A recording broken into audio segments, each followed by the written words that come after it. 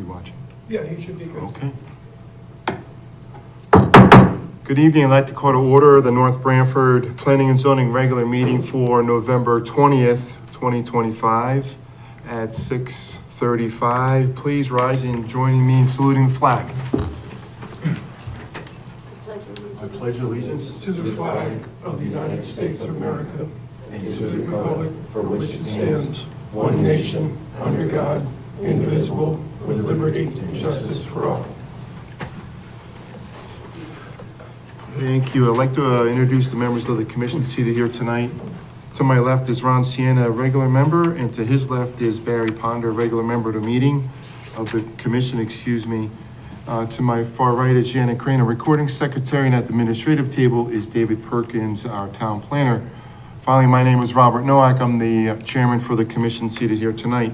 Next order of business is to consider the approval of previous minutes for July 10th, September 4th, and November 6th. I asked the members, before I continue with my little spiel, of July 10th, we have to continue that meeting because we don't have a quorum for July 10th or September 4th. So we're just looking at the three of us November 6th. So I asked you guys to take a minute to review the November 6th meetings if you haven't already. Let me know if you have any corrections or adjustments or modifications you'd like to make. And we'll entertain a motion when you are ready. And entered the room is Paul Marino, our alternate member of the commission. And since there's only four of us here today, Paul's going to be seated as a commission member, not an alternate. Do we have an extra copy of the previous minutes? November 6th. Yes, thank you.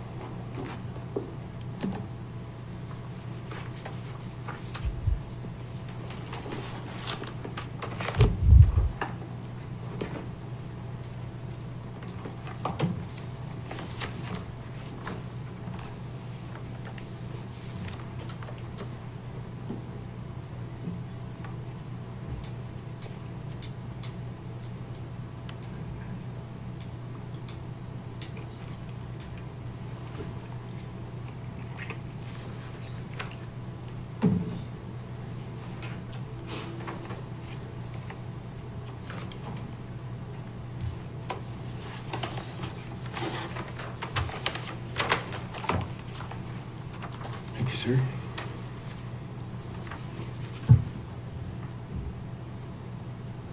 I'll make a motion, we approve the meetings from the November 6th meeting.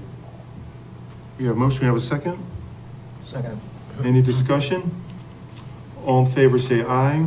Aye. Abstained? Motion carries 3-1 for the approval of minutes for November 6, 2025. At least we got one done. That July one's gonna kill us. Definitely. Next order of business is public hearing and possible action for application 2025-9 West Pond Road, R80 zone. It's a continuation of our public hearing from last time. And so I see we have some new faces, so I just want to read a little synopsis on how we're going to conduct the meeting, and then we'll get right into it with the applicant explaining the project. So public hearing be opened, it's already open, so we want to hear from the applicant, then we're going to hear from staff and commission members. The public will then have another opportunity to speak.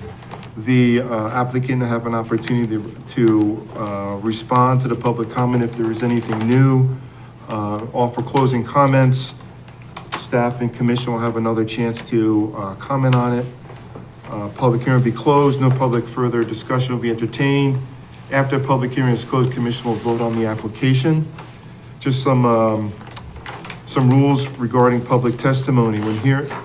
While addressing the commission, please speak into the microphone, state your name and address for the record. All comments should be addressed to the commission, not the applicant. Be relevant to the application, should not be of personal nature. Please limit your comments at 3 minutes. Please avoid repetitive comments. Once a public hearing is concluded, we'll move on with other business. So with that being said, I'll turn it over to the applicant to address some of the concerns we had from last meeting. Good evening. My name is Annette Ellis. I'm a professional engineer with Giuliano Associates in Wallingford, and I'm here representing BC Investment Properties LLC. Just as a reminder, this application is for a 5-lot subdivision. It's on 30.9 acres in an R80 zone. The property has frontage on West Pond Road and at the end of Glenwood Road, and the access is proposed from Glenwood Road. At the last meeting, we had comments that we received from the town engineer, the police chief, and the deputy fire marshal, who took a second look as the commission requested. All these comments have been addressed, and the revised plans and a letter outlining the revisions was submitted on Tuesday. For the record, I just want to summarize the revisions. A plan and profile for the extension of the Glenwood Road cul-de-sac has been provided. Catch basins have been added to collect the runoff from the cul-de-sac extension. Additional standard details were provided as requested. Specific areas of blasting have not been identified. However, should blasting be required, it will be completed by a licensed contractor. A permit will be obtained from the fire marshal, and pre-blast inspections will be conducted of all properties in proximity of the activity. The driveways have been checked to ensure that the first 10 feet do not exceed 5%. The cul-de-sac has been checked to ensure a school bus can turn around without backing up. A note has been added indicating reflective address numbers shall be posted at the street and where the shared driveways branch off to the individual houses. Dimensions of the road width and the cul-de-sac radius have also been added. The width of the shared driveways has been increased to 18 feet, and we acknowledge canopies must be clear. At the last meeting, we had suggested maybe doing some little pull-off areas, but the fire marshal came back with a comment that he wanted the entire driveway width to be 18 feet. So that's been provided, so we don't need the little pull-off areas that we agreed to put on the plans. Turnaround areas have been added to both of the shared driveways where they branch off. I'll just point these areas out to you on the plans. Right here, and also right here. So the fire trucks will be able to access the driveways, to access the houses on the shared driveways. They will have to back up a bit of a ways, but they can turn around, pull out the majority of the way, and pull out back onto the public road. The detail of the culvert under the driveway to lots 1 and 2 indicates HS20 loading, which can support a total design vehicle weight of 72,000 pounds. The fire department was requesting 70,000 pounds, so this is adequate. A note has been added stating that emergency access must be maintained during construction. That takes care of all the comments, but other than addressing the comments, I understand the commission received a letter from the North Branford Land Conservation Trust indicating they would be happy to receive the open space. So that's certainly a good thing. I think this takes care of all the outstanding issues, so I don't really have anything more to present, but if you have any questions at this time, I'd be happy to try to answer them. We're high tech tonight, I see. Dave, would it be possible to pull up the drawing so the audience can see what she was talking about?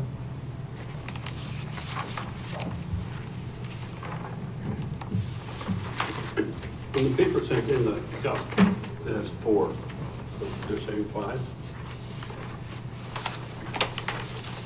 Let's turn around. That paper you have there is just showing that the school bus can turn around in the cul-de-sac without backing up.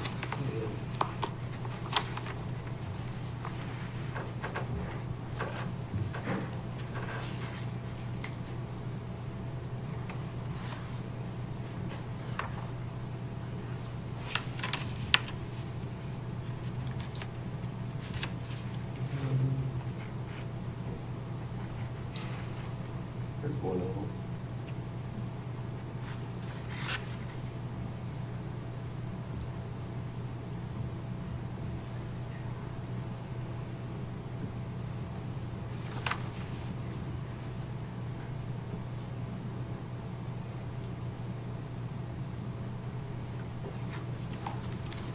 Which sheet number is that? Which is the one that shows Which sheet number is that one? This is a colored version just for presentation purposes. I'd be happy Right. to email to David, but probably the overall plan would be the easiest to look at. I think it's sheet 3, maybe, David. That's the subdivision plan, maybe down one more. Are you looking for the turnaround areas? Yes. Yeah, probably the next sheet. So they were right here, right? Yes. Yep. And here. Yes. Oh, no. No, here. Where the Right, yeah, driveways right where they intersect branch, on the- right where they branch off.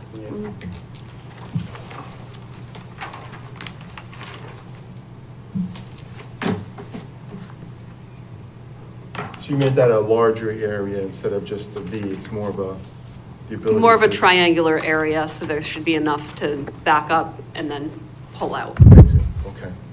So the distance they would have to back up is much smaller, much shorter than if they had to back up the entire driveway length. Why aren't there, there's not enough room for separate driveways per lot? We If you did that, redesign it a in little bit? we did that in order to, for conservation purposes, so we didn't have to clear more land. But is there enough room to run separate driveways for each lot? If need be? We could do separate driveways for each lot. That's not what was approved through wetlands. The combined driveway to lot 1 and 2 has a, wetlands crossing. So those particular driveways were also combined as to disturb as little of the wetlands as possible, to provide just one culvert, less disturbance. Do you have to go back to wetlands for the 18-foot wide driveways currently? I don't believe we do, because I didn't expand the limits of the grading. So even though the driveways got wider, I was able to keep it within the same limits. Like the silt fence stayed the same, all the grading, the limits of it was kept the same. So there aren't there's no more additional square footage of wetlands disturbance. Right, because it was a 25-foot right-of-way, so you just put the footprint of the driveway a little bit wider. Correct. So it fell within that. Yep.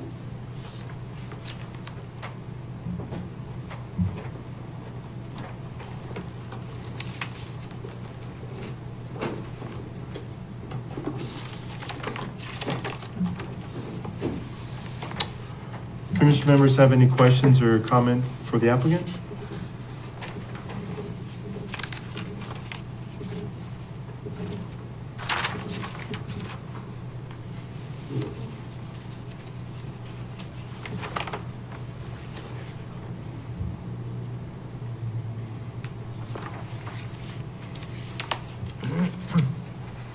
Dave, you want to offer any comments, questions regarding the,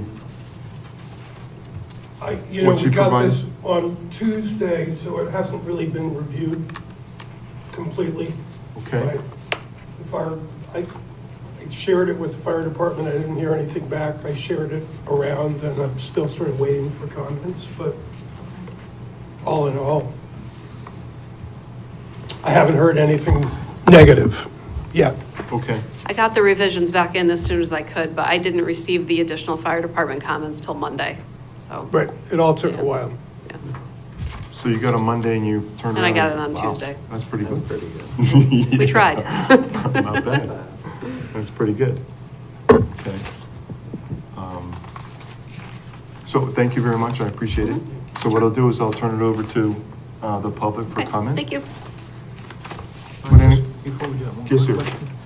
We have a letter from the land trust that they will accept the open spaces? Or is it word of mouth? No, I do have a letter from the land trust, yes. I did not bring it, but, Okay. David, I have a copy if you okay. Do you want it? Would you like to see it? Sure. then, or No, read- no, it's fine, it's like, You want to read the record since she has a copy of it? That'd be great.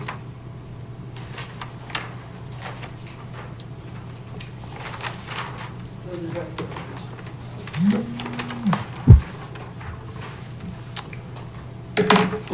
11/16/25, North Branford Planning and Zoning Commission concerning West Pond Road, Planning and Zoning Application 2025-9. Dear Commissioners, the North Branford Land Conservation Trust, Inc. would be happy to be the receiver of the 3.09 acre open space portion of the West Pond Road subdivision as is depicted on the plans submitted. We appreciate the thoughtfulness of the developer to make a connection between West Pond Road and existing land trust property. We do have one request. Besides all necessary survey markings, a permanent marker that is anchored and visible at a height of at least 3 feet, such as a pole, be installed next to the survey pin rod that marks the turn into the property where the buildable portion of Lot 1 begins. In past instances, this has been a 4-inch or 6-inch galvanized steel pipe set in concrete, painted green and capped. In our experience, at key points where boundary directions change, either the abutter just ignores the survey pin or removes it. Thank you for your time and consideration. Sincerely, David Sargent, President, North Branford Land Conservation Trust, Inc. Okay, Ron? Yes. All right, very good, thank you. Anything else before I have the public speak? Anybody interested? Okay. Hearing none, then I'll ask anyone who wants to speak in favor of or just have a conversation about the plan and the proposed changes. Would anyone like to speak to them? Rose Angeloni, 67 Glenwood Road. So I noticed on the plans that were sent that where it says drainage easement for the town, it says Town of Branford. And I don't know if that makes a difference on your plan, but it should probably be the Town of North Branford. Correct. Because we don't want to have that come into the, because there are issues on other town streets where things get mislabeled. So that you just have to make sure on every plan where it says Town of Branford, that it's Town of North Branford on there. I'm very pleased to see that the recommendations from police and fire have been taken into consideration in regards to this plan. So it's nice that they also consult or donate, one of the options is to the land trust, because that will help with the land trust property, that the trails are there, and hopefully that they can put another trail in and connect the two on there. Perfect. So, Okay. thank you. Thank you, Rose. Would anyone else like to speak in favor of, opposition to, either way? Would anyone like to speak to it?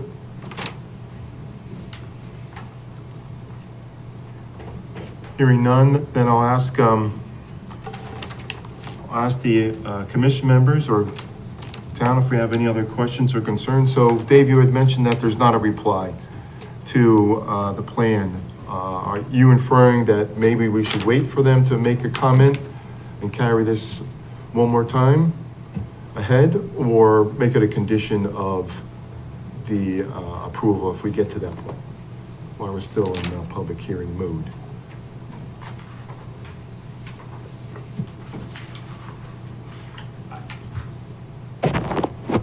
Do we want to continue the public hearing in light of the changes, which seem to be satisfactory to the comments to date Right. for us? Do we want to continue the public hearing for the purpose of having them bless it? Or just close it and make it a condition that they apply to, unless the fire department comes back with something different? What's your thought? I mean, you're going to have to get an extension from the applicant to keep the Correct. public hearing open. That would be the only downside to it. Okay, We are meeting again December 11th, which is not that far away. okay, okay. Do we need to have the public hearing continued for that? In order to get more opinion, yes. Okay, all right. I'm sorry, go ahead, sir. Oh, no, I was just gonna, you're talking about, well, our preference as the applicant would be that the commission close the hearing and vote to approve the application, subject to any review by the town fire marshal and the fire department. We think we've addressed the issues, and certainly if there are further issues, I think it can be addressed by virtue of a condition of approval. Though my client likes coming here before you, there is an expense to have the engineer and me here tonight, so to the extent the commission could vote on the application and prove it subject to the condition that the fire marshal confirm that the changes we made satisfy him, we would ask the commission to do that. Okay. All right.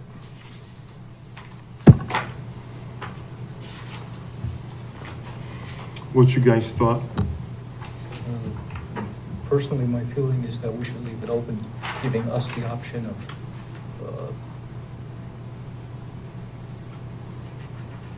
I think what the attorney is saying, I could be wrong, is we're approving it.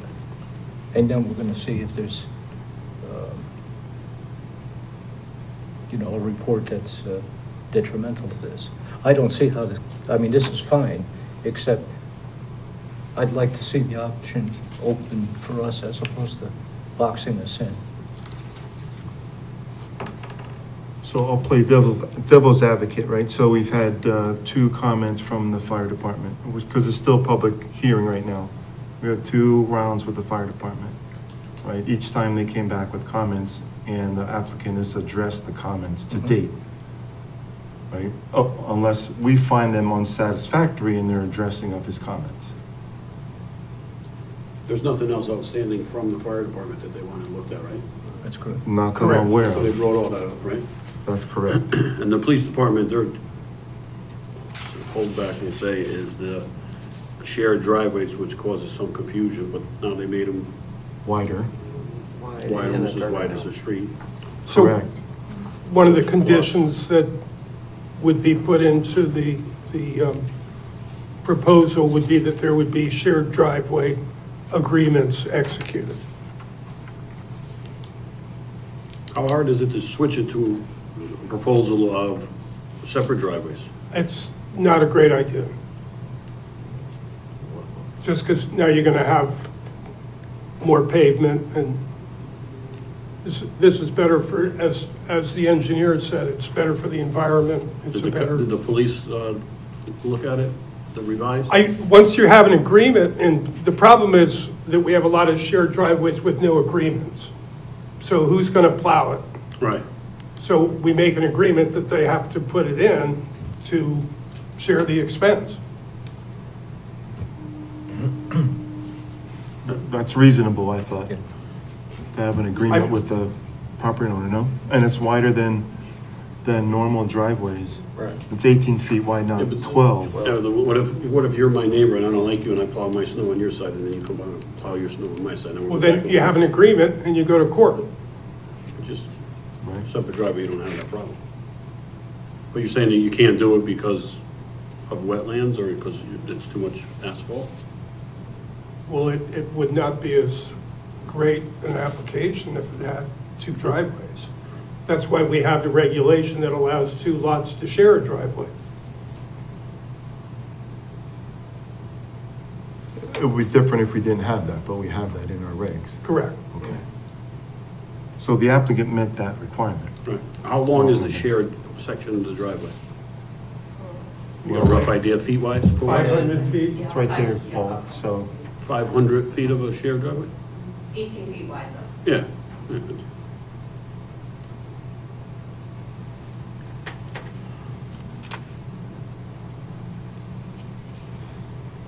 I mean, shared driveways are a pretty simple, straightforward thing that people do. Right, Attorney Lee? Yeah, they're not uncommon to have a driveway, especially on larger parcels like this where there's 30 acres and we're only developing 5 acres. It's not, or 5 lots, it's not uncommon to have a shared driveway. And a shared driveway agreement between the Oh, yeah, owners. well, yeah. As the commission has kind of figured out, it does make sense. Shared driveways can lead to issues, and the best way to resolve those issues is to resolve them before those issues get created. So the recommendation was that the shared driveway easements be put in writing before the developer sells the lots to the individual unit owners. So whoever buys these lots are going to buy the lots subject to the agreement to maintain the driveway. So when people buy the property, they'll know what their obligations are vis-a-vis the shared driveway. So they know right up front when they buy the property. That makes sense. Correct. You know what Well, you're it getting follows the into. deed, I would say, right? Yeah, they'll be correct. When they get the deed, the map will show the shared responsibilities, and the deed will show the shared responsibilities. The developer will do those deeds prior to conveying the lots out to the 5 homeowners. So when they acquire the property, they will know what their obligations are with regard to the shared driveway.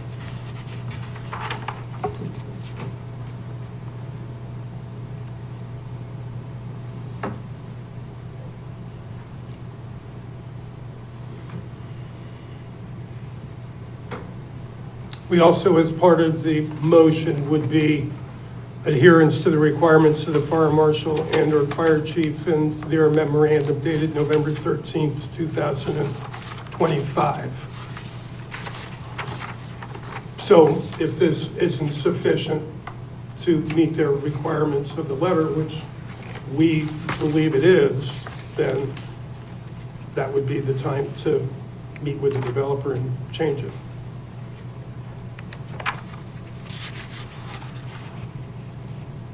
Right, I agree with that.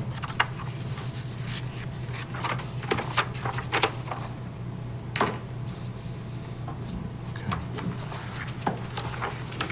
So commission members, do we have an issue if we were to move forward with this proposal as is without waiting for another round with the fire department? So that's really the I would question. say close it out because they came back, any questions that anybody had, they addressed. So you could leave with maybe a stipulation or two that you had it still open, but there's no reason to keep delaying it. Right. Yeah, because we could keep going. We'll send them into 27 if they want. Yeah, I think we'll draw the line. Okay. So with that being said, is there any other public comment from any party for or against this proposal as stated so far?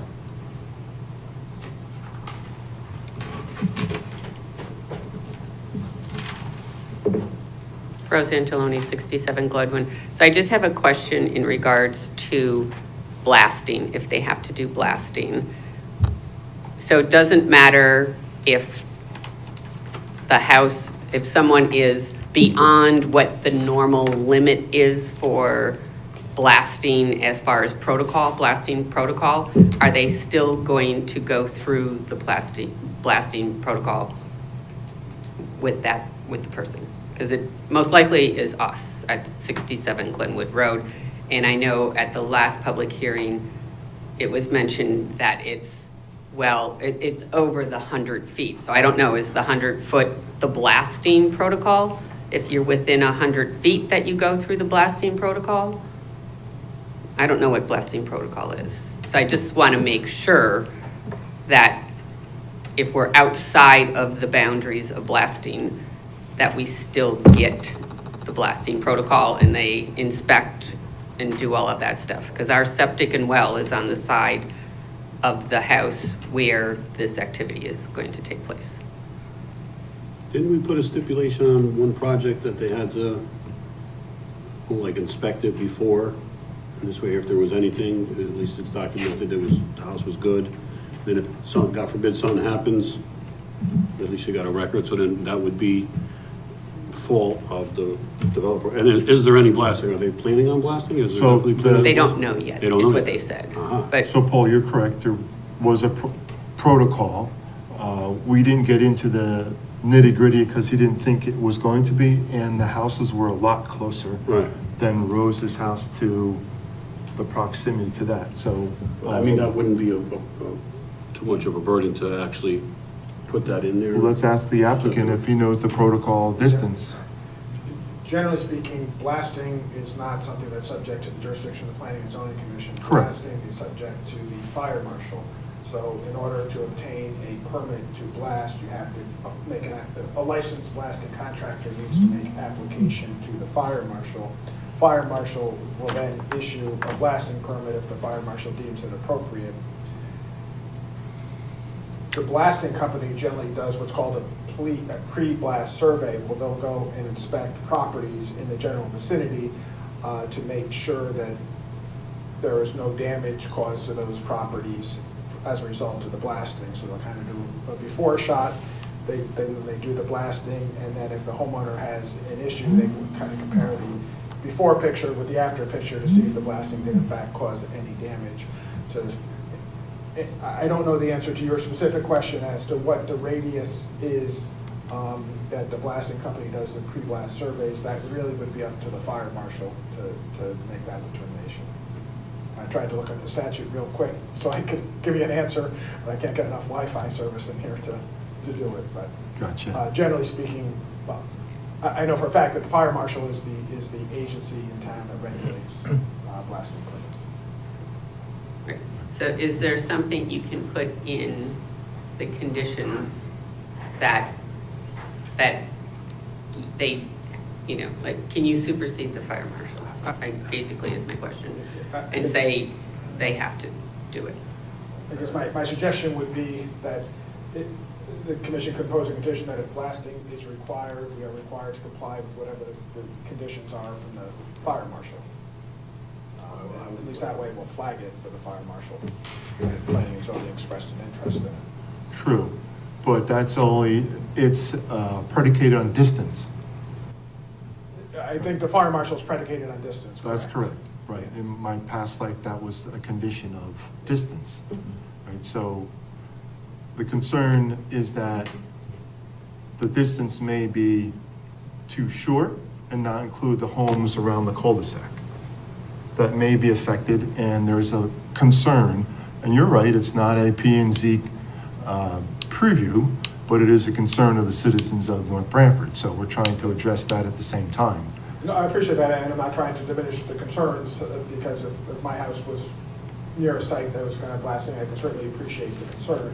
I Right. guess I'm just saying those concerns are better addressed by the fire marshal, and the mayor can address your concern to the fire marshal as opposed to addressing it to planning and zoning, because quite frankly, I don't know the distance, I don't think you know the distance, and I'm not sure Ms. Angeloni knows the distance, so those kind of questions may be better left to the fire marshal, when and if a blasting permit is pulled. Right. My quick Google search here says 500 feet. 500 feet? Yep. Okay, so then we're probably. So that would be, lot one would definitely fall within your 500. And maybe even 65 Glenwood Road would probably fall Right. into it. I mean, those are the two closest houses. To I can that. tell you this, Rose, I live about a mile from Tilcon, where the face is currently blasting, and they use a lot of dynamite, and my windows shake. Great. I'm really far away from it, so I don't think they're gonna use that kind of charge over there, but you're still gonna feel it, but. Okay. All right, so 500 feet. All right, Well, that's part of My protocol. concern with that is, Yes, sir. you know, roses between a rock and a hard place. Forgive the pun. You know, the crack in your foundation is caused by trap rock, not our blasting. Right. So prove who caused the, because that ridge is basalt, and it travels through it, and it's not a question of a break like normal blasting. It's, and I realize I'm going off on a tangent with this, but, That's you what we know, do best. worst case scenario, you know, document everything, take pictures every 10 feet, and hope you don't have to use them. And we're not even sure if they have to blast, right? That's correct. Well, considering when we built our house Yeah. and when 65 built their house 4 years ago, and we have less ledge where we are than inside there, and we both had to blast. So I would it's assume a that- very, Yeah. very high possibility that they're going to have to blast in there. I know they're gonna try pounding first and trying to dig it out, Yeah. but there's a lot more ledge in there than where 65 and 67 built. My guess Wasn't is, this project a three partial project years ago? Oh, that, Don't know, I don't know if it's relevant at this point in time, right? There was originally proposed for 6 and they got approved for 5. That's all I know. I was just curious on the 3, well, if it was a stipulation, only let them do 3 back in the day, and now we're at 5, if there was a reason. New owner, new share, new game in town, so whatever was the past is the past. Any other questions or comments? Okay. Okay, Thank you, Rose. Sure, would you like to speak? Annette Scatino, 63 Glenwood Road, so I'm 2 down from Frank and Rose. And I am concerned about the blasting also, because they did blast for 65, but they came to us that morning and said, we're gonna blast today. And I said, well, nobody came and inspected my house, you know, what's going on? I thought we were gonna have notice, and nobody gave us notice, and it was like, I had to have them come traipsing through my house that day, 2 hours before they were blasting, and then the blasting took, I guess, a week or so, or whatever. So I was really concerned with that, so I just want to make sure that, you know, maybe I am out of the blasting range according to 500, you know, but still, like you said, you're not that close to you're close to Tolcom, but not that close, but you still feel it. Oh, yeah. So I just want to make sure that we get, you know, better notification this time. And is there any way that the fire marshal can go out there, and is there any way to pre-check before this is all approved tonight? And then, you know, is there an approval process that the fire marshal could go? I mean, do they do any testing or do any site review to see how much ledge they think is there? That, you know, or is it just because it's so deep underground you just can't tell? I mean, I'm sure you can tell by the ledge that's there. I'm not sure the fire marshal could do that. I mean, the blasters are experts and engineers and know how they're gonna attack the rock, and it's not in their best interest not to do their due diligence to have their insurance rates skyrocket that are high enough already. Anita, he won't find out until he gets on the job site. And once he starts excavating, he can't hammer it, then he's gonna drill and blast, and the drilling depth depends on the rock integrity and stuff like that. So Yeah, how much charge he puts in depends on the rock right. and the volume of it. So you So he that's won't my know until. concern, you know, because maybe I'm out of that a little bit, but I'm still right there, you know, and I'm just concerned about that too. And also with the driveways, the 18-foot. If you're having a party at your house and you have people parked on the driveway, how are the other people going to get around? Is it going to be wide enough for 2 cars? Is an 18-foot wide enough? I don't know. Mirrors, what if it's a truck and somebody's trying to get around? Is that wide enough? Usually 7, 8 feet is a car.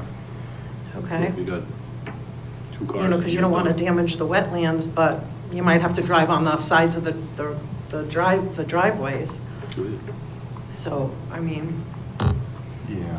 rather be proactive than now you got to react because there's a problem or a situation, or if there's a fire truck going down there, and can an ambulance go down there too, and God forbid. You know, just curious, Yeah. because we do live right there, you know, Mhm. so. We went from 12 feet to 18 feet, which seems more reasonable. Instead of pull-offs, he's making it the whole length of the driveway. Which is So- 500, which is how many feet? 800 But change. yeah, 800, 500 is going to be shared, and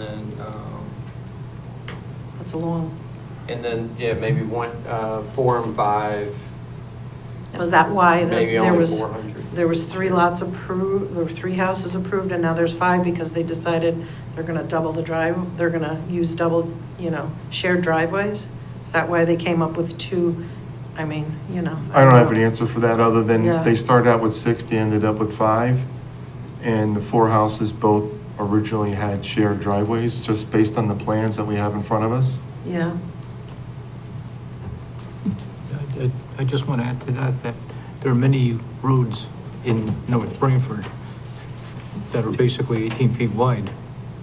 or less. So it's, or less. Or less. Yeah, there's these are a couple of driveways. towns, yeah. These Couple are of driveways, snuck not through. roads.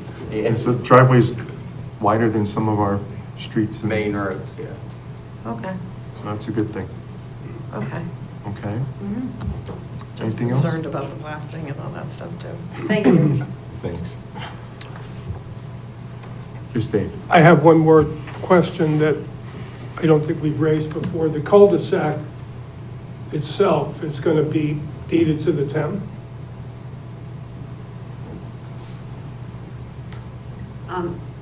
Yes, there's a street line shown around the cul-de-sac. It's about 10 feet. I think it's exactly 10 feet actually off the pavement, but it'll be the street line, so it'll be town road. Mhm. So we need to get that in the motion somewhere.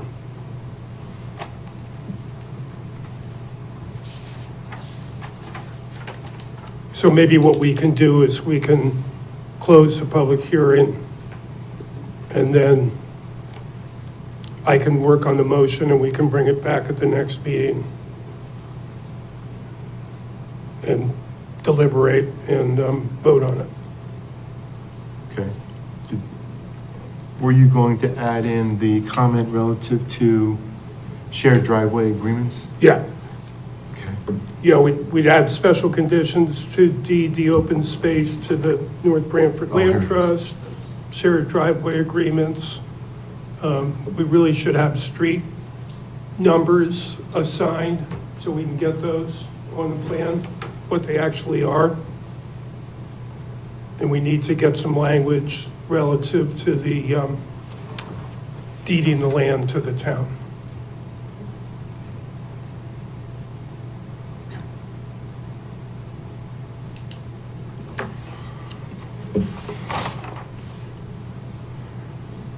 Anyone else have any other comments? Anyone else? Anyone else? Would the applicant like to say anything else? Closing comments before I close the public hearing? No, just thank you for your consideration of the application. Okay, thanks. So at this point in time, I entertain a motion to close the public hearing. So moved. We have a second? Second. Okay. Motion by Ron, second by Barry, to close the public hearing. All in favor, say aye. Aye. Public hearing is closed, 4-0. Okay. With that being said, we're going to, how should we say, continue this item to the next agenda, to the next meeting? Is that what we want to do? Yeah, well, we'll put it on it'll be on the agenda for the next meeting to deliberate. Okay, hash out all the little particulars, okay? Fair enough.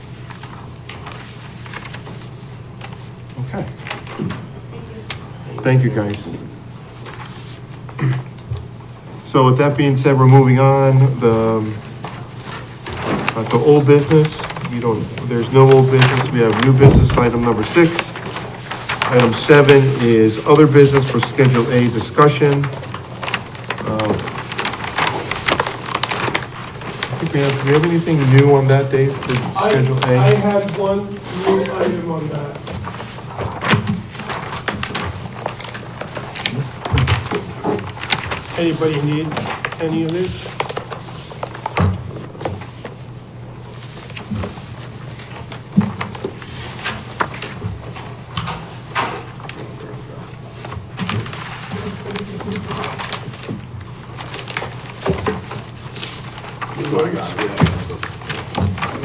Oh, wait, you have something new on that? Yeah. This is October 15th, right, Dave? Yeah. Thank you. So that's the latest and greatest, everything else throw away.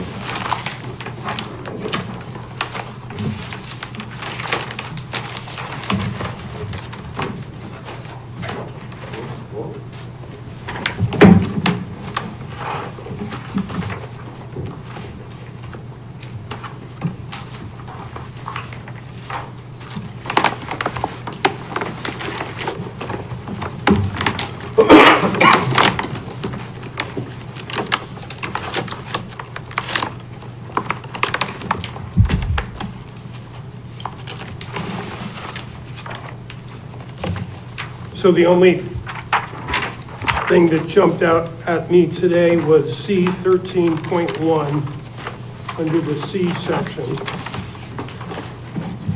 Stores. Retail uses, C1. Industrial uses. Not permitted. C 13.1. We have C 13, which is warehousing and wholesale business shall not be located less than 500 feet from a residential district. And then we have 13.1, warehousing and wholesale business and commercial storage shall not occupy more than 2,500 square feet of area. Okay. That really was supposed to be accessory to a retail use. Because basically it's the same thing. So we're just saying a storefront or whatever could have up to 2,500 square feet as accessory. That was the original intent of that section.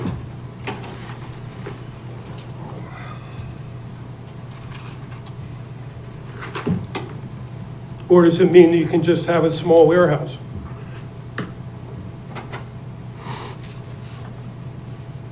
In the B1 zone? I guess that's what it means. Yeah, in the B1 zone, they're not supposed to have a large warehouse. You can't have a large one, but you could have a up to 2,500 foot warehouse. Right. It's pretty small.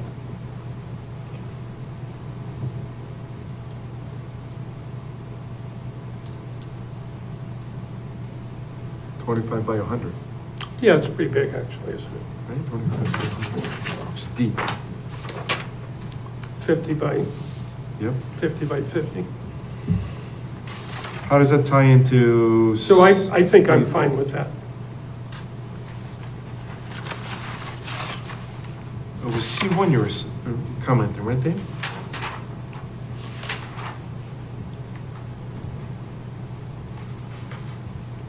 Oh, I see. C1 and C1.1 is very similar to 13 and 13.1, right? Kind of. No greater than 7,500 square feet, but it's in all those same zones, business districts, B1, 2, and 3. So, Right. What's the difference? So we just got rid of that 7,500 square feet. Yep, right, exactly.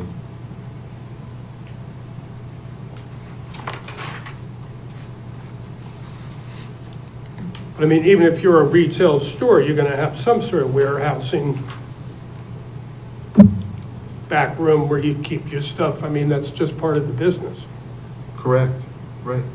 It's ancillary to the business, is it not? Yeah. I don't think that needs to be stated. It's pretty clear that.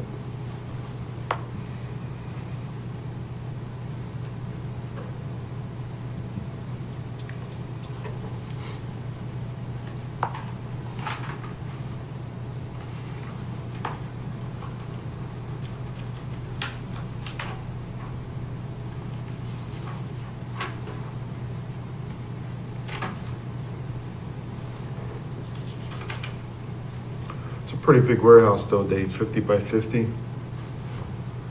It's a big chunk of storage, you know?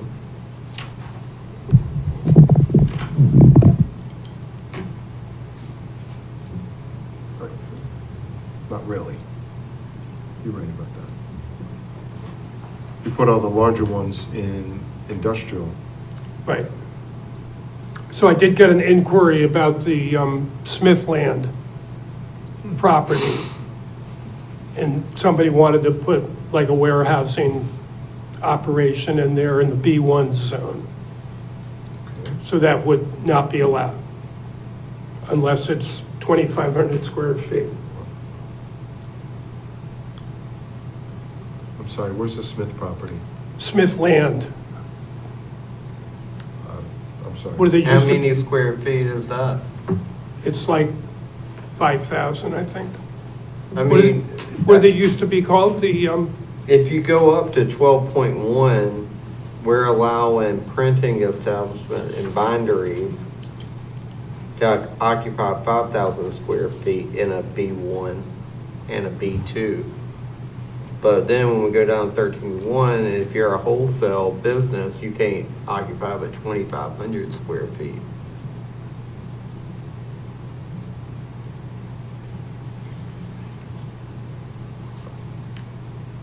You know what I mean? Like, are we talking about square footage? I mean, if the property allows it, either way, they would have to bring us a design, right? To show what they're doing. I don't know. I mean, it's good to open up for discussion.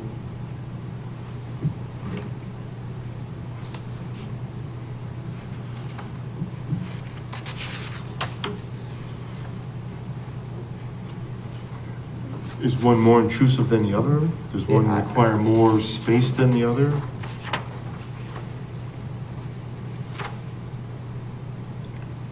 Not really, you can have a printing establishment running You still 24 need trucks to come in. 24/7 with paper deliveries and paper Yeah. going out. Yeah. Say if I wanted to, open up a print shop to deliver newspapers, my operation would be from like midnight to 2 a.m. to 2:30, and then my trucks would be coming to pick up the newspapers to deliver out. So there's gonna be traffic in the middle of the night. Where a warehouse, maybe not, maybe like 5 a.m., 6 a.m., or when people were waking up. I mean, they're two different. Two totally different, yeah. In location-wise. Right. Industrial is an industrial zone, right? I-1, I-2. Yeah. Business could be anywhere along Route 80, Yeah. B1, B2. That Smithland property is in the back, it's down 80. It's, what was it before? Agway. Yeah, Agway. Oh, Agway. Yeah. Okay. And Oh, so Smith. that's not bothering anybody. Light bulb. Right. Yeah. Agway. That might be more than 5,000 square feet. Maybe not, I don't know. No.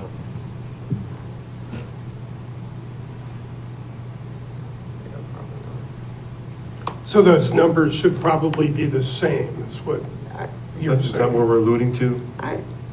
basically? Yeah, I think so.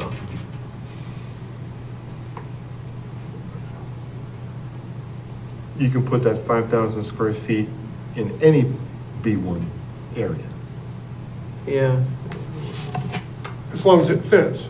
as long as it Yeah. fits, right? So you got 2,500 in B1, you got 5,000 in B1 for, yeah.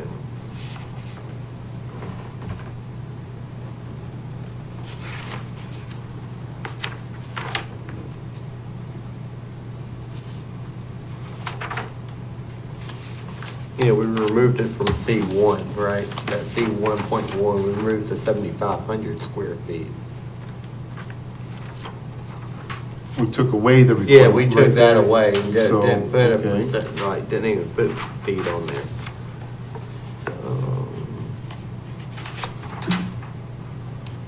I'm just thinking what other places, and it looks like they're the only two that That's the only two. define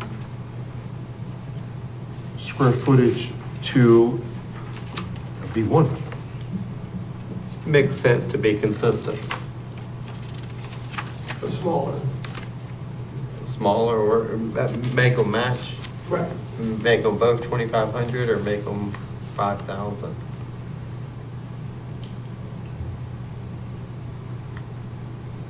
But a 2,500 printing establishment is going to be very small. Right. It's going to be hard to open up a printing establishment.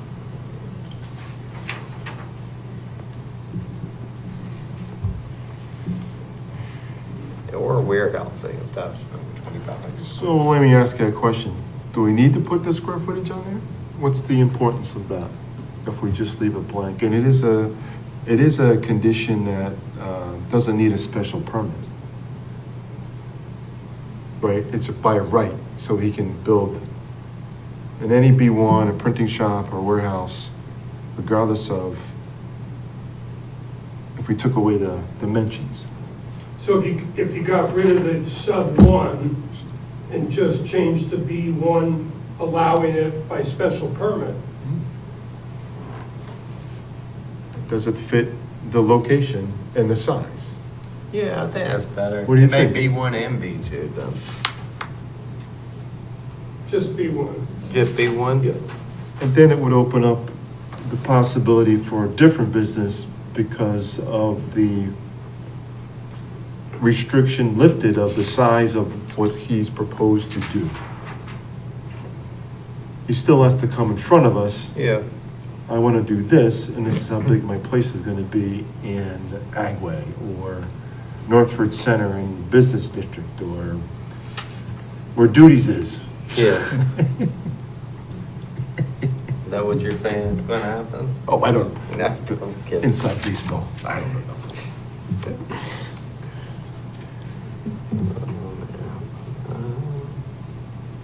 So you're suggesting that we make 12.1 B1, B2 be a U for special permit and eliminate the square footage allowed. So printing established in binaries are permitted in 12.1.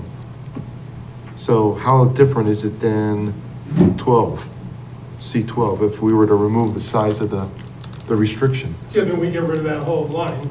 So 12.1 will go away, Yeah. And And we'll- 13.1 will go away. 13.1 too? Yeah. Okay, 13.1 also. And then in 12 and 13, we make the B1 a U, okay. so you can do any size you want as long as you get a special permit. So you want to put 12, C12 being a B1 and B2? I would just do B1. Just B1? Yeah. Okay. And similarly, in 13, we'll just make B1 a U. Is that what you're thinking? Yeah, Okay. So then we just eliminate 13.1 and 12.1. yeah. Okay. And, yeah, that's good. All right. Right, does that make sense? Yeah, I want to scratch to that.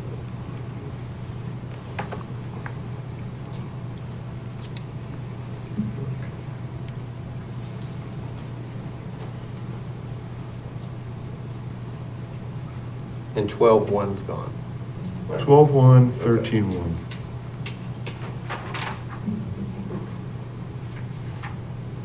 We're promoting economic development here. Yeah, no, we really are.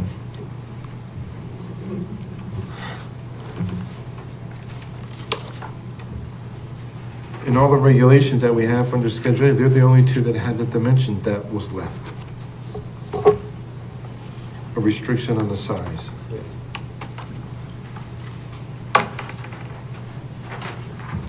All right. Can you have retail sales out of the warehouse? I'm sorry? Can you have retail sales out of a warehouse? Retail sales as a right? I'm thinking specifically of a place I used to visit in Wallingford. They sold books every Sunday. It was a warehouse, they would supply, but the overstock, you know, they had stacks of books on skids and you, So under the, on the commercial, on the retail uses, C 1.2, stores and other buildings where goods are sold or services rendered at retail when accessory and subordinate to another permitted use on the same lot. So that would be like Knight Bridge in Branford, where Yeah. they have that little retail store and they do a whole lot of manufacturing in the back.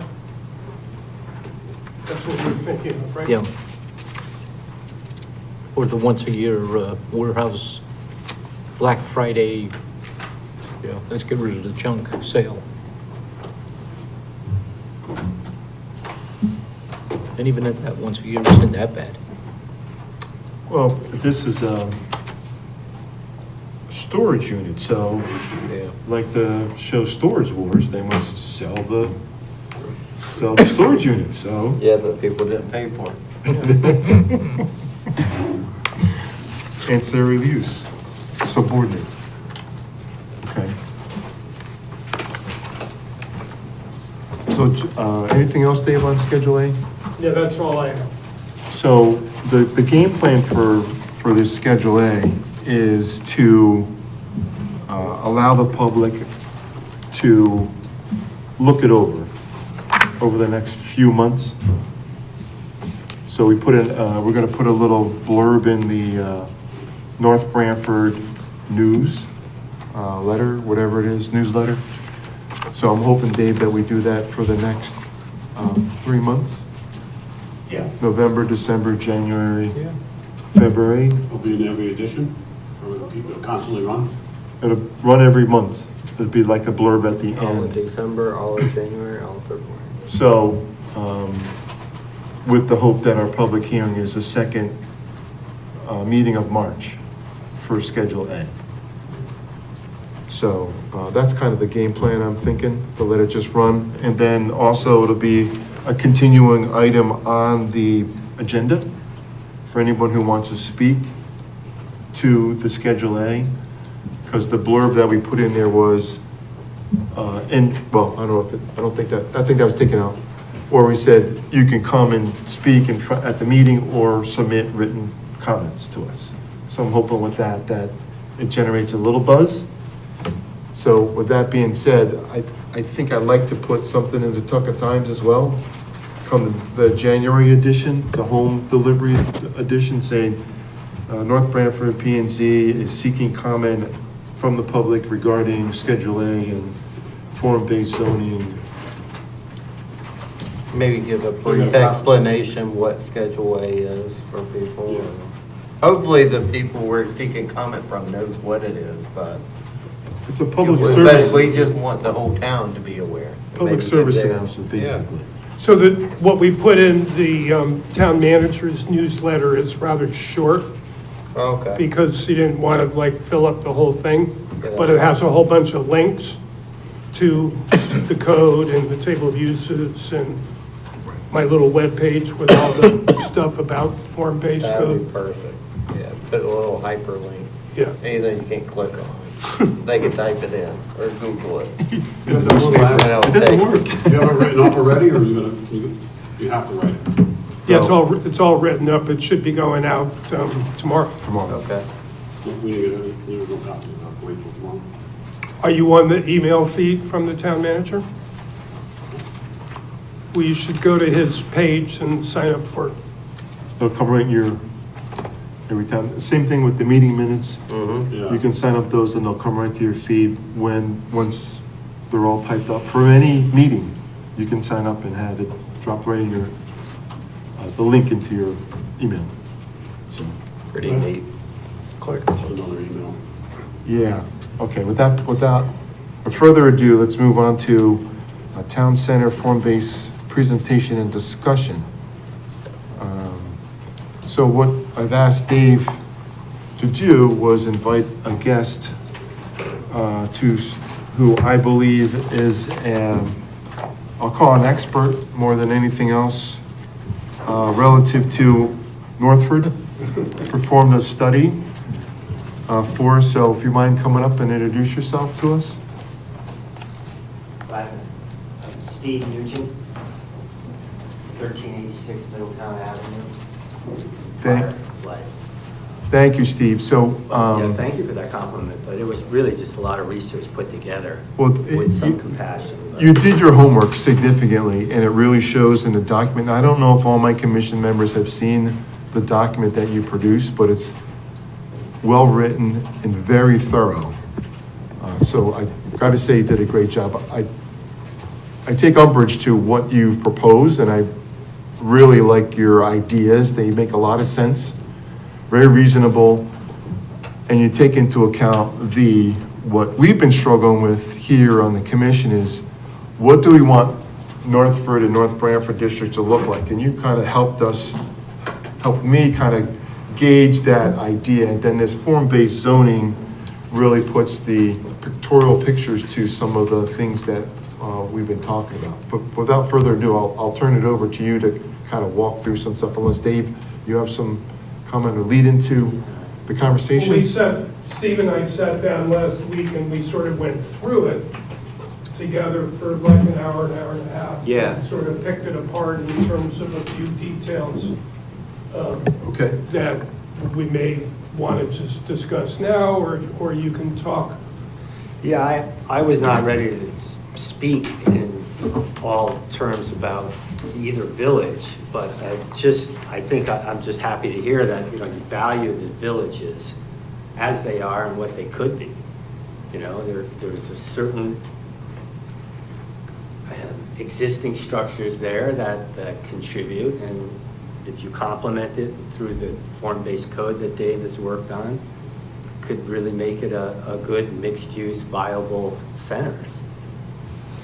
And it's not lost that if more people that are in there, the safer it becomes. Not that it's dangerous, and the more it helps the businesses if there's additional residents nearby. Steve, what's your background? I construction manager first. I actually built that Agway on Route 80.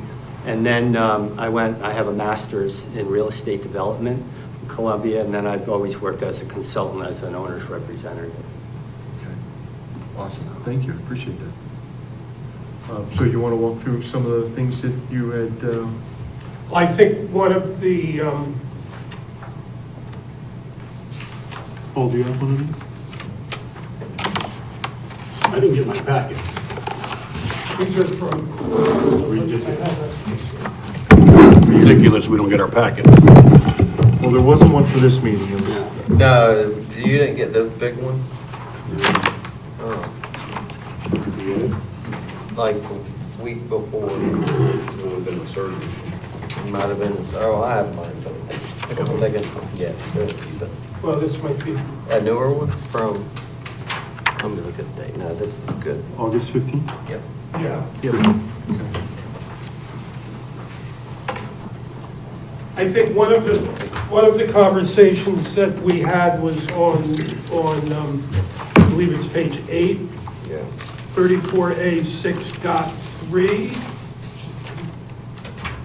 And it says, the primary massing of a building must be of rectangular form with a single type of pitched roof.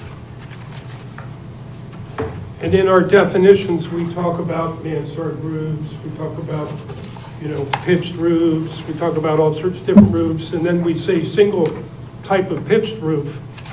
And then all our diagrams show gable-type buildings with dormers added and balconies added and all this stuff, but they don't ever show a different kind of roof.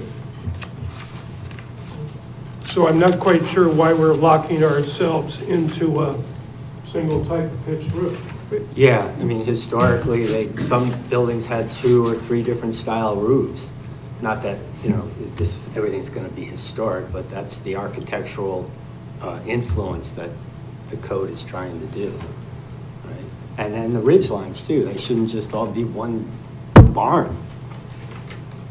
It would give diversity and likely not limit the square footage. Right. So we don't want single type roof lines. Correct. Right. Yeah, I'm in agreement with that. So I just sort of highlighted that in mind for conversation.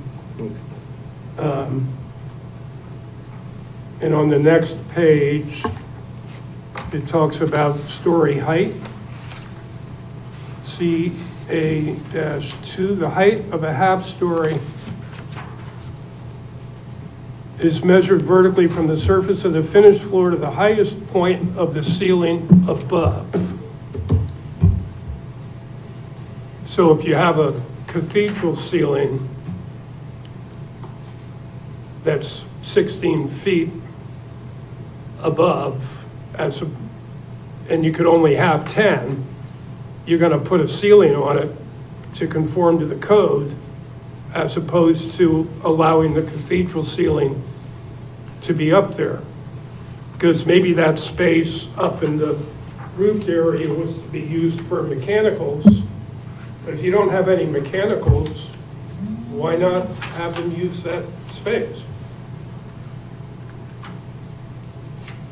And this would be on the half story above the 2 stories that are already, that are in the code, Right. up in the ridge, in the attic. So it would already be limited, so the height of that ceiling would already be limited based on the vertical height of the building, Correct. right? So wouldn't that be the limiting factor for that type of ceiling Yeah. height, That's what I would think. right?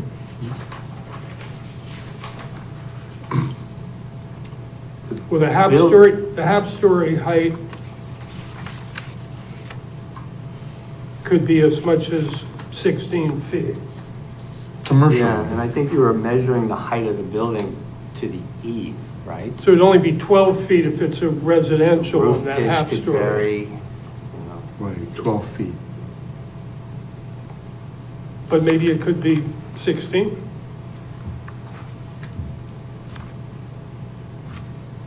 And you'd still wouldn't change the overall height of the building itself.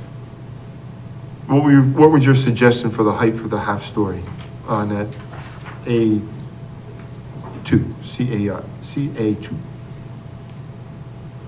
You want to change the definition of how it's measured vertically? Or maybe we let them have it, the half-story height be 16 feet in the residential zone, just like it is in the commercial zone. So while we're talking about height, what was your conversation about stories and heights? Since we're talking about story height, the next one is number of stories. Was there any, I like Steve's proposal that 2.5 stories is really for residential, not so much for commercial and residential versus a 3-story.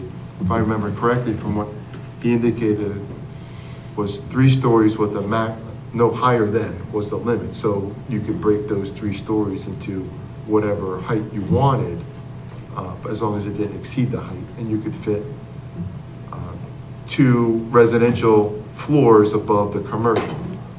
And I like the idea that the commercial floor can't be limited by the height, because we had 3 stories and the mixed use at 35 feet really didn't allow for enough commercial development on the first floor because it was so limited in height. Exactly, Right. yeah. A foot goes away for floor framing, ceiling framing, and then, you know, what do you have below 10? Not much for commercial. How did you guys like the height So we, measurement before the half story? Because I was confused by the fact that our measurements in our regs are completely out the window when we look at this, because this is measured from the finished floor to the finished floor of the second floor or third floor, depending on how you look at it. So this is the first floor, then you measure from this to the finished floor of the second floor is your height. Right? Am I picturing that right? Or describing that correctly? well, we were doing, the first floor would be 14 feet high, Yeah, okay? And the second story. page would- 11, Yes. right? So 14 feet. 14 feet, and then the second story would be 12 feet, right? Max. Max. And then the half-story height would be 12 for residential. And that gets you up to 38.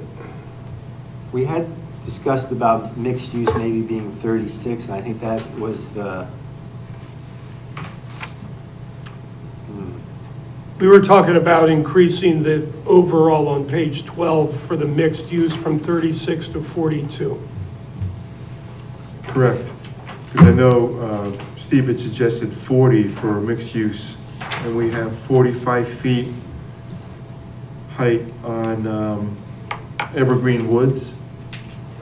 And I believe it's 45 feet or 42 for multifamily housing district at Firelight. Okay. But I like the 42 feet, that seems reasonable to me.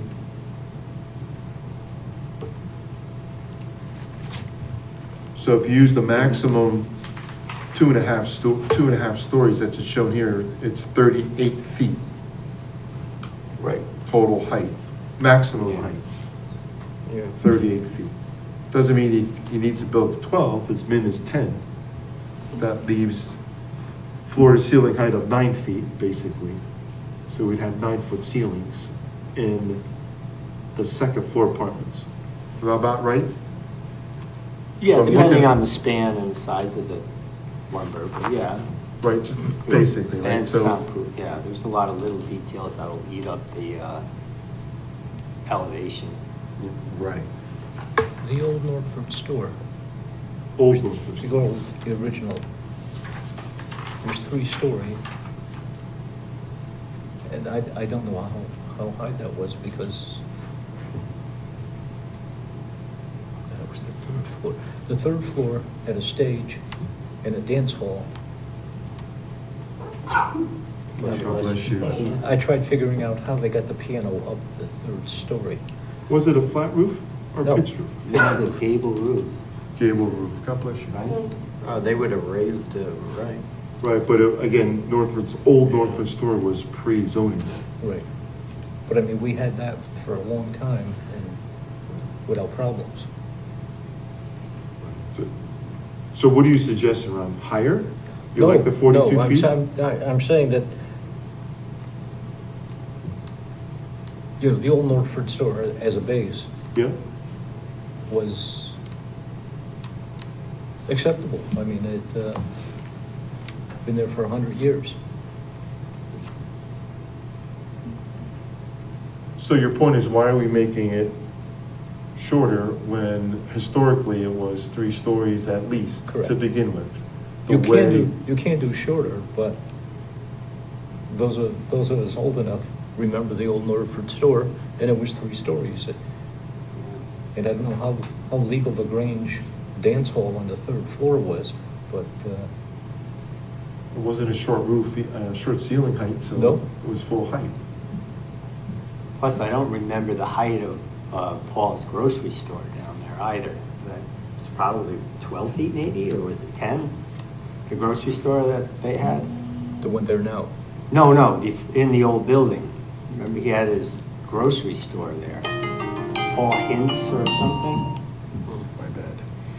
Anyways, but Well, yeah, that's see, what I'm that's the referring to. problem. The whole store, the Norford store, the grocery store was on the 1st floor, and storage was on the 2nd floor and the basement, and the 3rd floor was, after the Grange stopped their dances, was also storage. So, although the footprint wasn't that big, it was tall and functional. Yeah. No, I think that's what's happened over the years. Historically, these buildings were creative, gesundheit, different, and maybe there was no height limitation in the 1800s, but then zoning came along well before any of us were involved and started really limiting. What- So I'm encouraged by the fact that there's no, you're allowing off the start a certain leniency to create something, but then if it's not appropriate for the area, I think you have the right to make them adjust it, right? I guess what I'm alluding to is, I don't want something so small that, but as our tax base goes up, more retail, hit gold. And although they have a small footprint, a small building, they decide to move their mechanicals to the roof. And now we got, a nice roof line with the air conditioners on both sides of the peak. Oh, yeah, that would be horrible. There's a good article in there that Dave has, right, about hiding the mechanicals. Yeah. And we also did talk about, spires and cupolas and things, whether they should be counted as part of a height limitation. And granted, having only just met, I know I should do some more research or go back through things to see if there's anything that might be more appropriate. I'm glad to do that as a volunteer, so. Okay, sorry, I digress. So, the height of the half-story measured vertically from the surface of the finished floor to the highest peak of the ceiling, you would rather word that differently?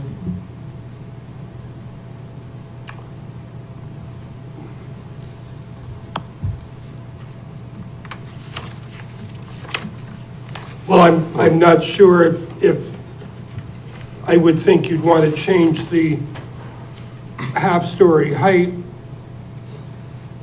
from 12 feet to a max of 16 feet, so you could have like a cathedral ceiling. At the last meeting, we discussed maybe moving the number of stories max to three stories.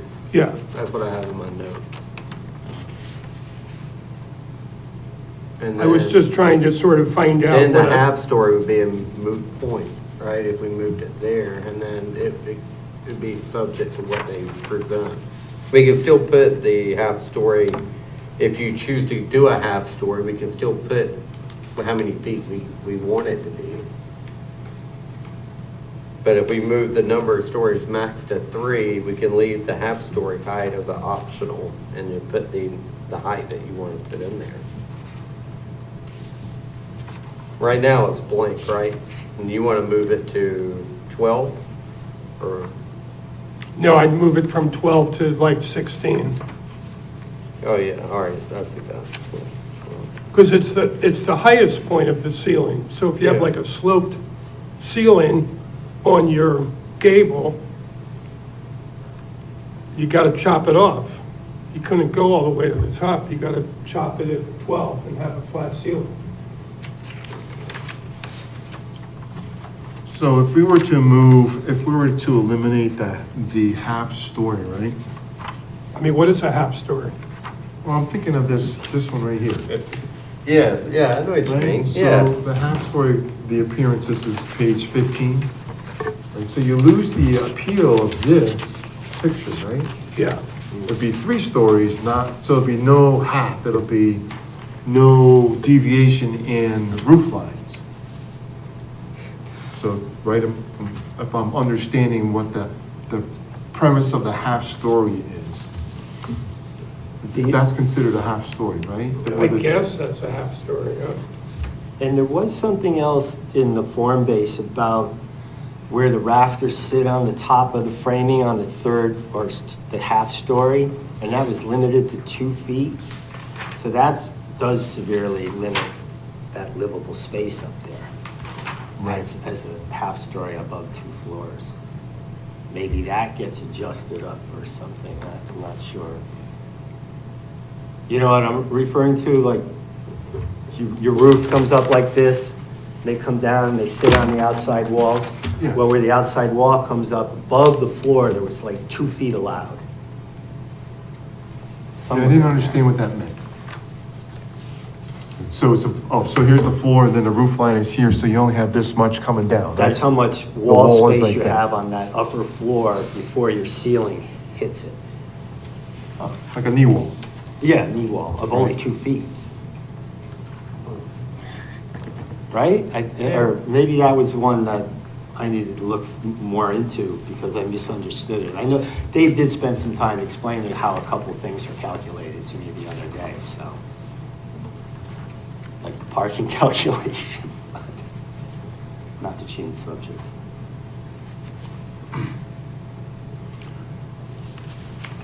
So again, with the half story, you're locking yourself into that sloped roof design Yes, that we talked about at the beginning.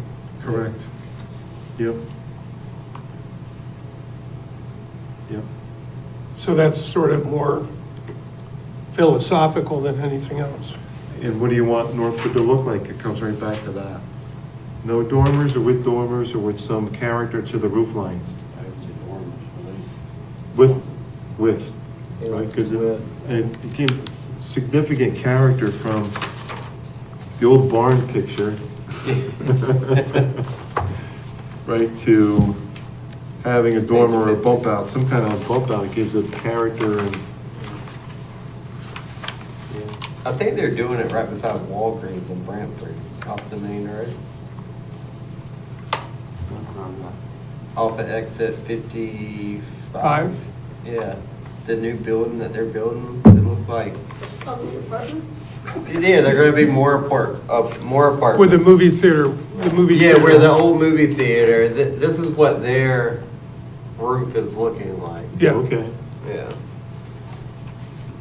But they couldn't, Branford still can't sell all the apartments from what they built previous. with Highway View, yeah.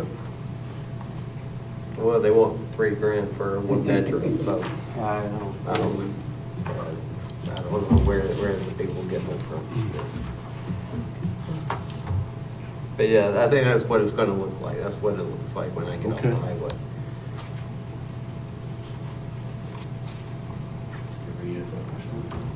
Margarita.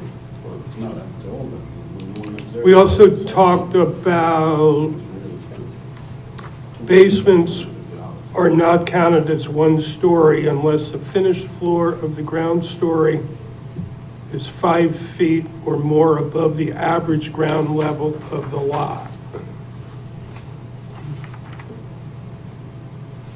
That's So if the D, basement's sticking out of the ground, page 9. average ground 5 feet, so if you have a slope, the building's going into the slope, and then it comes out of the slope, so half the basement's in the slope and the other half is outside with a 5-foot-high wall being exposed. Does that make sense? Mhm. And we're saying 5 feet's only like this much, you can't even live in it. Because I guess 5 feet of it would be buried in the ground. Yeah, The other 5 feet, but how do you get out of it at that point if there's 5 feet in the ground? it wouldn't be habitable, wouldn't be a walkout basement, maybe common. And it really does apply, if I may, it does apply well when you have a slope. You know, sometimes we have slopes going up, that's a whole different story, but sometimes there's land that slopes down. We talked about the post office and, in Northford anyways, and the Suburban Oil or whatever building that is next to it. They have that slope and they have room in front, maybe. And why couldn't you have a little walkout or parking underneath? And then have your, whatever, 2.5, 3 stories on the street facade.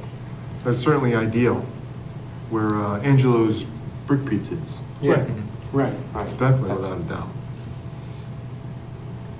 And 1599, It's ideal, outside the sewer. so if we talked about increasing that to like 10 feet or 12 feet, that 5 feet was kind of silly.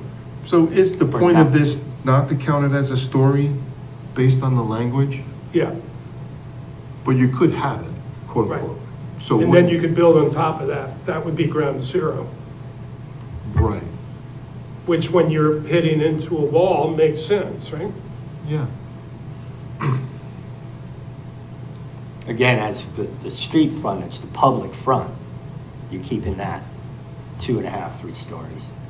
On the backside, you're hiding your cars, you're doing whatever. Right. Didn't negate living space, though. Didn't negate it based on what Correct. it's saying. It's just, you're just not gonna count it as a story, Correct. right? So it could be habitable, but not counted as a story, correct? Yeah. Right? Not at Basically. 5 feet. Yeah. No, that's. Not even at 10 feet, Building but- codes, there's no egress, the ceiling height's not high enough. I think ceiling height's 7.5 feet for a habitable space. Right. So it's like a crawl space at 5 feet. Yeah. Utilities. Utility. Yeah, utilities and all.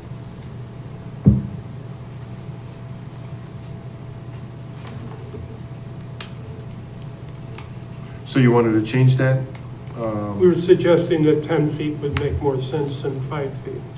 Okay, and still not counted as a story? Correct. Okay.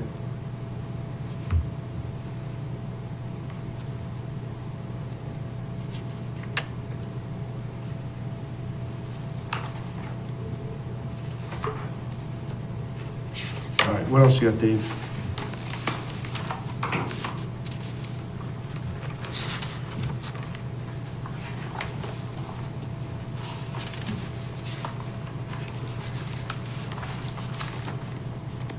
Hey, we talked about the parking, Page?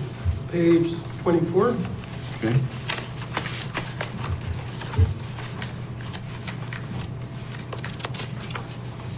And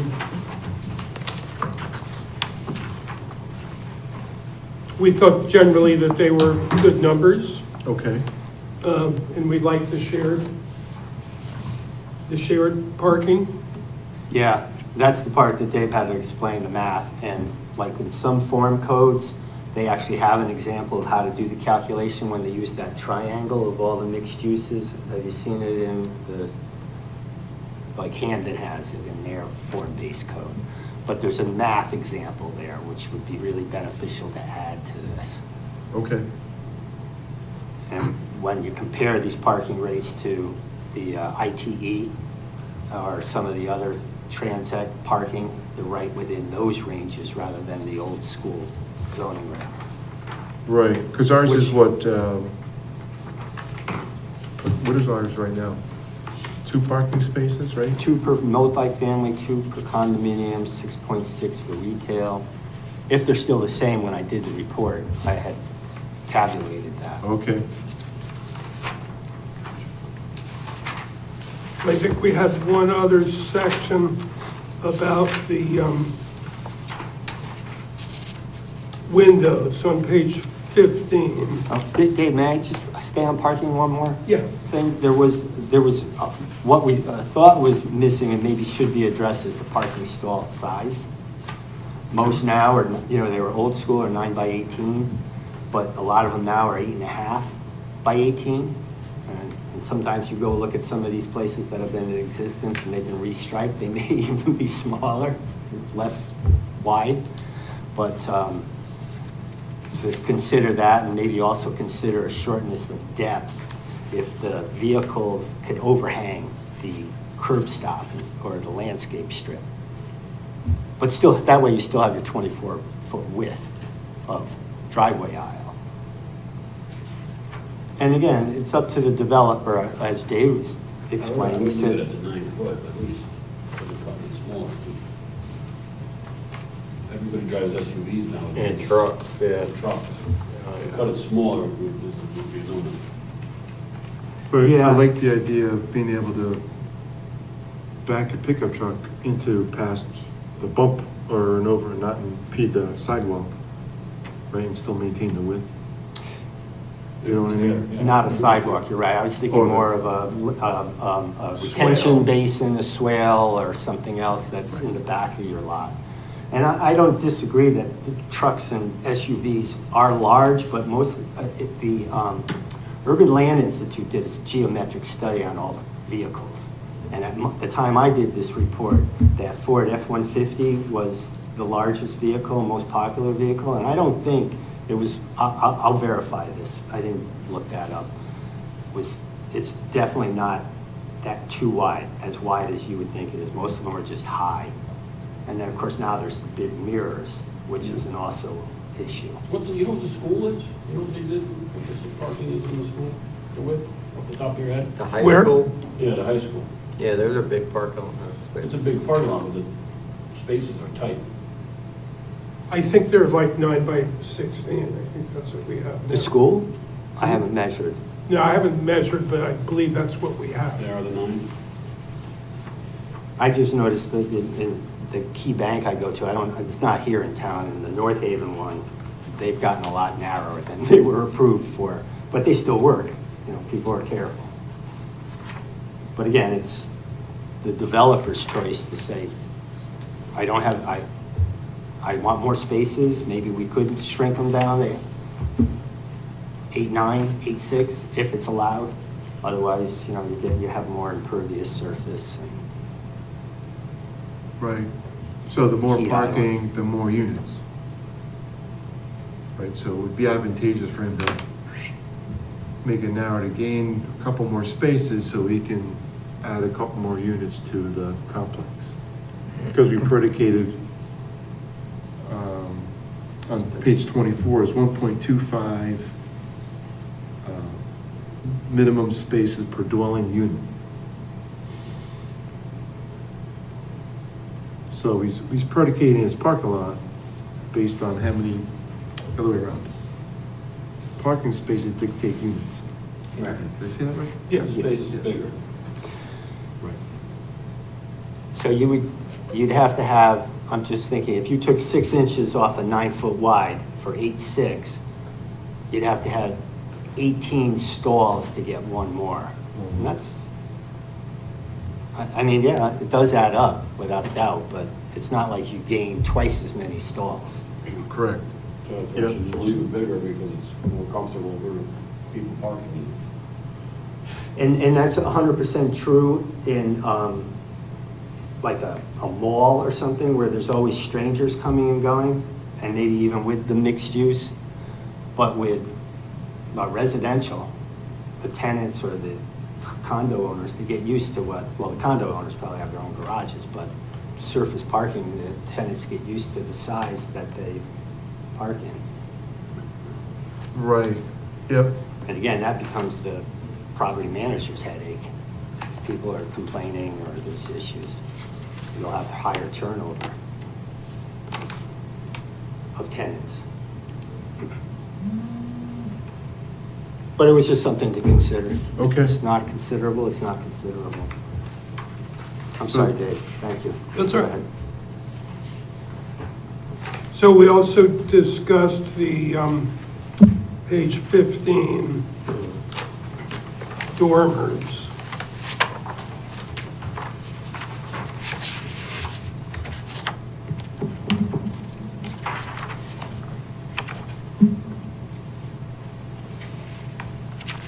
So you have these little dormers. And they have to be, the single dormer width is the window width plus 18 inches.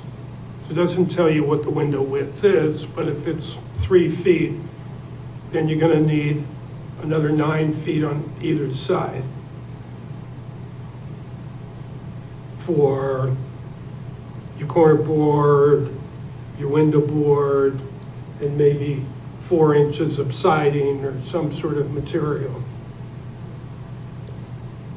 And if it's 3 feet wide, 36 inches, plus 18, 36, 52, 54, Yep, 54. then the next dormer can only be half that distance. So that would be 24 inches. So you end up with this sort of picture on the frontage side with all these dormers being equally spaced, which, I suppose you could put a cross gable in the middle and still put a regular dormer on either side of it. It's not like you have to choose one or the other. And then if you look at that dormer You're- picture on the backside, they have like shed dormers. I'm not,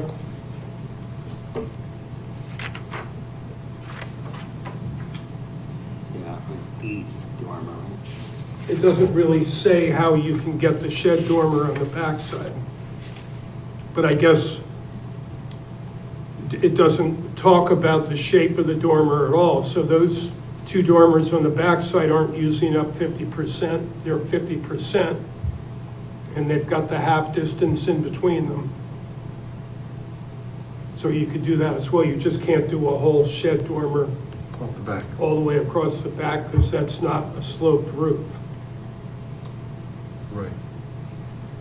But maybe you could put a mansard roof on the backside and it might look nice. True.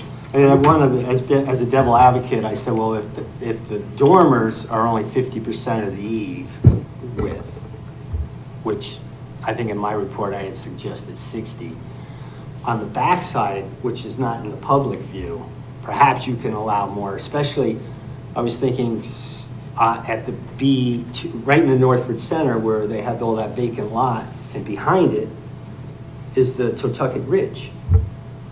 I mean, maybe whoever owns that would want to have some kind of large dormer all the way across the back.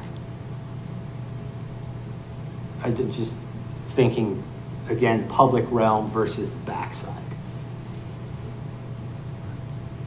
Two separate ones, two different apartments, Yeah, Yeah, basically. so- depending on the length of the structure. Yeah, yeah.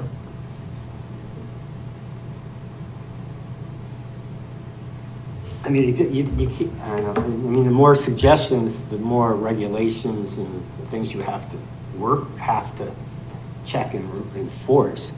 But I think by giving the opportunity versus the front versus the rear,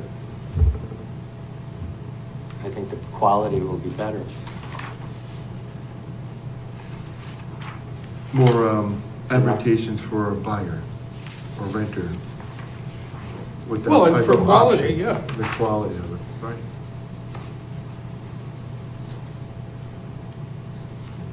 Yeah. And then Steve had an interesting comment on the next page on the balconies.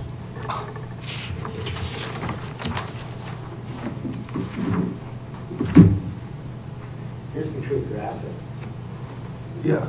Oh, yeah, right. That was on the design firm's website, Yeah. and it's a good solution. I'm sorry, I cut you off, you didn't explain the issue. So you have these minimum width and minimum depth for balconies. Yeah. And how do you support them on the ground if they're like 6 feet? You're not just, you got to put a support underneath them. And if those are in the front public realm, you know, here's your balcony sitting out 4 feet, suppose they want to go 8 feet. You're gonna have to post it, you can't cantilever it. So that kind of should be addressed. And Dave was suggesting, and there's the graphic too, that I happen to come across about just building out the, not the facade, what's it called? Where you Okay. walk under it. Yep. I've forgotten the term. Canopy.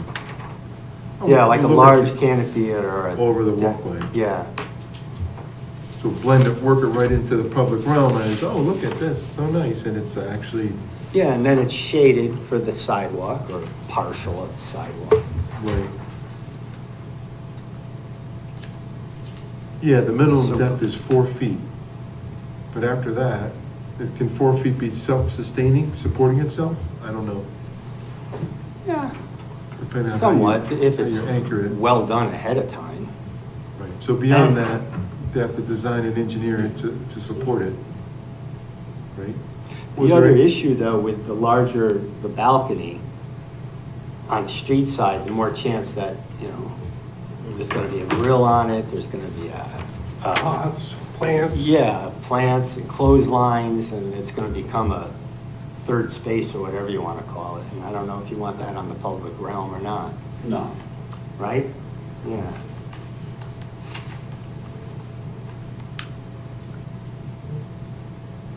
Well, we can probably do that with the setting, how long the balcony can be, because you can't have a grill within, I think, 15 feet. So there you go, your balcony can't be more than 12 feet, and you can't have a grill on there, so. Yeah, then they'll put the grill out there. Well, then that's Dave, we'll have to get Dave out there. Yeah, but it's true. I mean, you get a really long balcony, if it's only 3 feet, you can still stick a grill on the corner. Right? Right, yep. Which maybe on the back, it's okay. Assuming there will be a back on almost all of this, because the buildings are gonna be parallel to the roads here in Northford. So some places you won't see the back unless you're going around it to use the retail behind it or park, I think. Right, so. You will see it come out the side. Yeah, obviously. 1599, right here, you'll see it. Whatever building's built on 80 or 139, yeah, 139, you'll see it. Because the public realm could be on the either side. Oh, yeah, it's a corner almost, yeah. Right, versus if it was at the back, rear of the property, 1599, okay, have at it in the back. But in the front, I don't know if that's something that's, it's suggestion at this point in time. It is in here pretty much that if you're in the back building, it's a whole different Okay. thing. But that's not in this particular issue for the balconies, it's not defined, correct? Correct. Okay.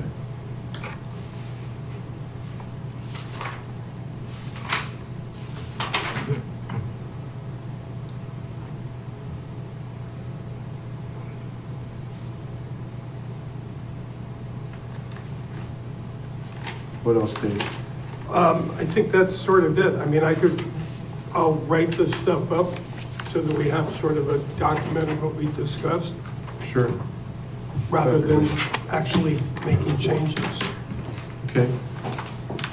This is very cumbersome, voluminous, to say the least. It's not going to be addressed in any meeting. We don't have enough time to go through the whole document. It's almost like we should take off chunks at a time and digest it, even a special meeting, Yeah, just specifically to talk about this, and a roundtable discussion.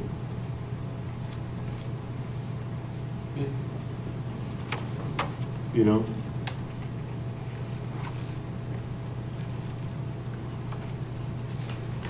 It's not really not about us, but selling it to the public and what we're trying to do, because no one likes change. So we're making the opportunity, like I discussed, to put it out there for people to look at. They may not grasp it at any point in time until we have a public hearing, and then blankety blank blank happens, and we'll Yeah. move from there. So, And I think the way that you're addressing, at least in the Northford Center, you're only doing the B zone, or the 2 zones where ACES is, so you're gonna get a way to look at it, instead of, a walkable center, a village is really a 1/4 mile, 1/2 mile radius around the center. So it should be and a good center is really developed on both sides, right, of the road. So at least in Northford, we'll see what'll happen with the first 1 or 2. and just getting people to buy into that, Steve, because people don't want to change it just the way, they like just the way it is. Yeah. With all the accidents, with the way the traffic is, and so on and so forth. I know. So That's the it's a one matter thing. of trying to present the vision and the picture of what it could be over time. Right? Yeah. So, I'm looking at this, and Oh, yeah. I'm noticing on the far right, there's one building on a place with a hip roof. Oh, was there? And I think it's fantastic because, right here, Oh, yeah. It's diverse, different villages. I bought the old Johnson house where the bank is now, Okay. and I moved it down Tommy's Path. And the building has a hip roof, and it was built for the Johnson brothers' mother back 1920-ish. Was it timber frame at that point, or stick frame? It's stick frame, It was, yeah, rough cut. Try remodeling anything, but what I'm saying is, although I hear what Bob was saying, that, people have to, don't have to, but they don't like change. But it's the change that it used to be.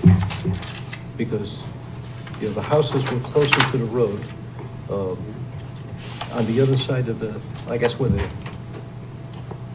Rite Aid is now, there used to be a salt box where somebody totally disassembled it, and I don't know where they moved it to. That was the Warren Williams house. He was infamous as, I think he was a Yale professor or reverend. Mhm. Yeah, that was a beautiful house. Yes. It wasn't there when I moved in. It was just the tree remaining in the front yard. I was there when they were disassembling it. Oh, wow. Well, I was there when the Pilgrims roamed the earth, too. When the earth was young, I remember you saying that. So Dave, thank you, Steve. Thank you for asking for my opinion. It's just a layman's opinion, so I do appreciate it. We appreciate you coming today, spending some time with us.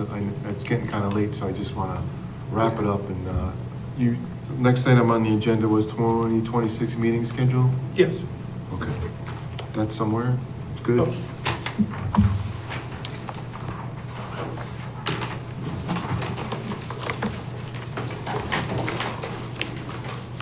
Well, it's the first and third. Thank you, Steve. Thank you. Appreciate it. Thank you.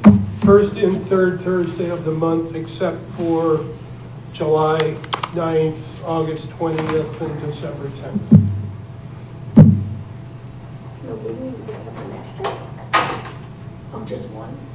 Just one Oh, in okay. December and one in July and August. Yep, okay.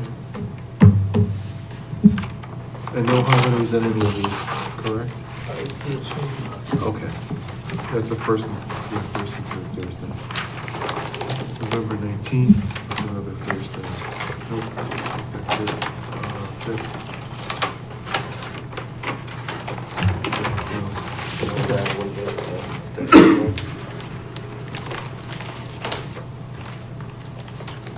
You guys want to check this out? Yeah.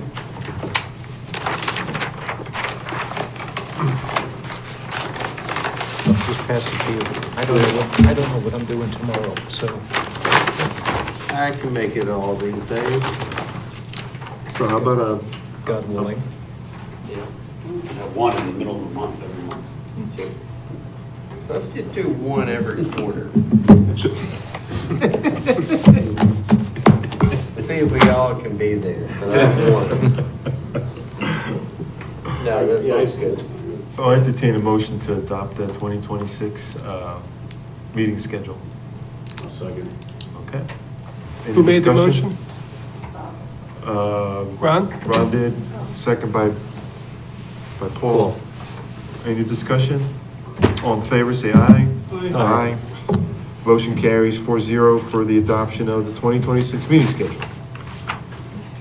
Okay. What else we got, Dave? Your time. Planners report, you good? I'm good. Okay, no applications for next month? Not that I'm aware of. So at this point in time, I that's... did have one conversation today and recently with a couple other people. In the business zone, we allow residential structures on the upper floors, but not on the first floor.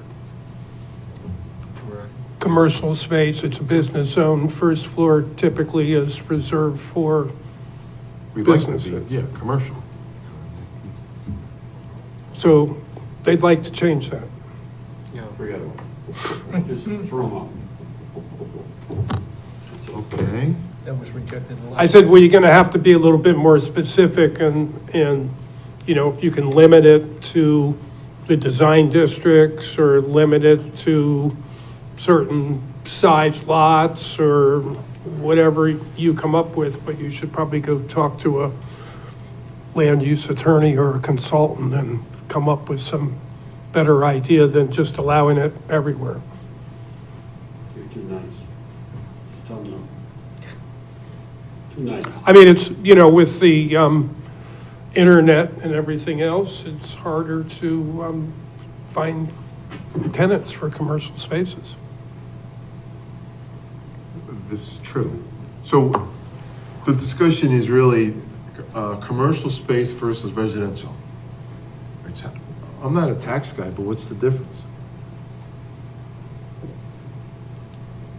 Between a residential area, because it's always taxes based on the property, piece of property, and then what's on it.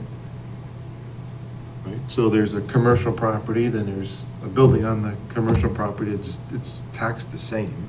Yeah, But we just don't want people living in an industrial zone. well, and That's it's, kind of the idea. Right? right, well, one of these would be another building in the Northford Triangle, where they just finished building that building with the 2 commercial spaces and the 6 units up above. Yeah, And they would like to build another building on that lot that would have 4 residential units, 2 on the first floor and 2 on the second floor.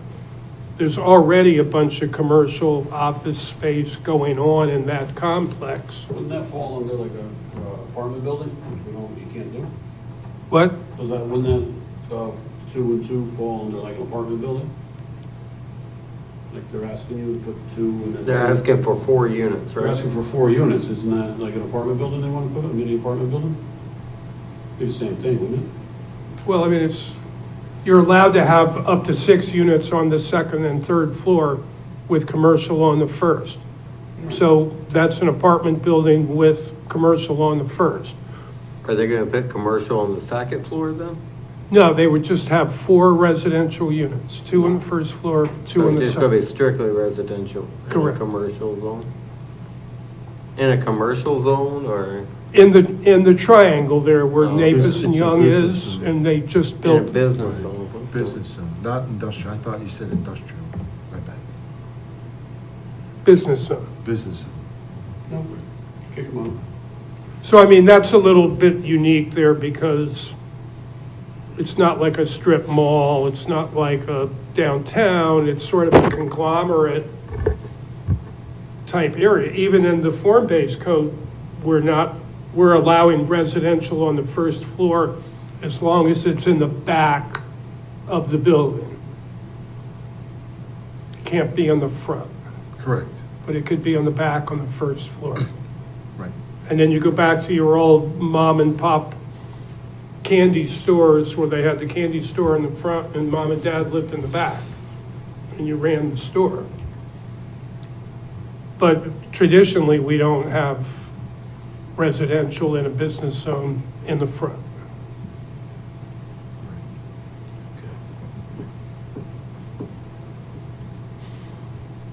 So the form base is allowing us to do what you just described with the candy store in the front and residential in the back. Yeah, So if you were to put, in like the center of town, if you were to put a building up front and then have parking in a building after that building, you could have residential in the back, or the residential has to be in that back building. no, it could be in the back of the Front building building? that frontages on a major road, yeah. Yeah. Right. And that piece of property, there'd be no, the frontage wouldn't be on the main road, it'd just be to the parking lot, right? Correct. Right, yeah. It would look at the Face- parking lot on Middletown Avenue at the pickleball courts, Okay. Oh, they own that piece of, that stretch over there, yeah, between the ambulance and the dumpster. yeah. Gotcha. So just food for thought, I was like, you go figure it out. Interesting. No one's coming up with any like elderly housing type stuff? Like little single, little houses, retirement community? No,